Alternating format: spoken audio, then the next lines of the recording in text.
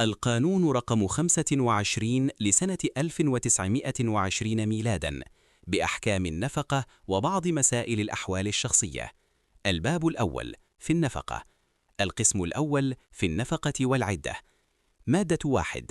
تجب النفقة للزوجة على زوجها من تاريخ العقد الصحيح إذا سلمت نفسها إليه ولو حكما، حتى لو كانت موسرة أو مختلفة معه في الدين، ولا يمنع مرض الزوجة من استحقاقها للنفقة، وتشمل النفقة الغذاء والكسوة والمسكن ومصاريف العلاج وغير ذلك مما يقضي به الشرع. ولا يجب النفقة للزوجة إذا ارتدت أو امتنعت مختارة من تسليم نفسها دون حق، أو اضطرت إلى ذلك بسبب ليس من قبل الزوج، أو خرجت دون إذن زوجها.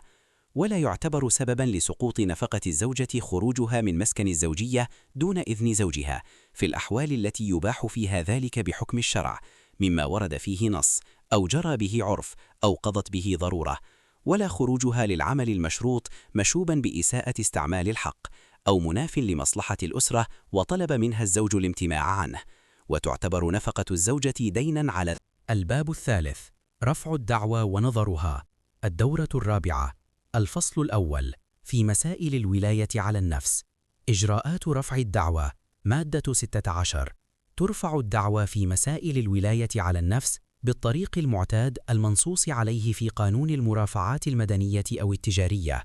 دعاوي الزوجية. مادة 17. لا تقبل الدعاوي الناشئة عن عقد الزواج إذا كانت سن الزوجة تقل عن 16 سنة ميلادية، أو كان سن الزوج يقل عن 18 ميلادية سنة وقت رفع الدعوى. ولا تقبل عند الإنكار الدعاوي الناشئة عن عقد الزواج في الواقع اللاحقة على أول أغسطس سنة 1931 ما لم يكن الزواج ثابتا بوثيقة رسمية، ومع ذلك تقبل دعوى التطليق أو الفسخ بحسب الأحوال دون غيرها إذا كان الزواج ثابتا بأية كتابة. ولا تقبل دعوى الطلاق بين الزوجين متحدي الطائفة والملة إلا كانت شريعتها تجيزه، مضافة بالقانون 91 لسنة 2000.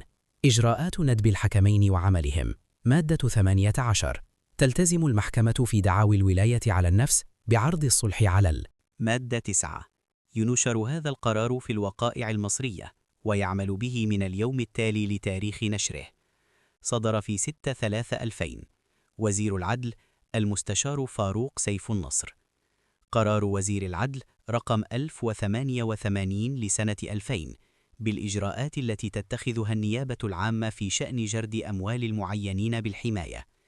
وزير العدل بعد الاطلاع على قانون تنظيم بعض أوضاع وإجراءات التقاضي في مسائل الأحوال الشخصية الصادر بالقانون رقم 1 لسنة 2000 قرر. مادة 1. تتبع الإجراءات المبينة في المواد التالية في أن جرد المعينين بالحماية وفقا لحكم المادة 41 من القانون 1 لسنة 2000. مادة 2.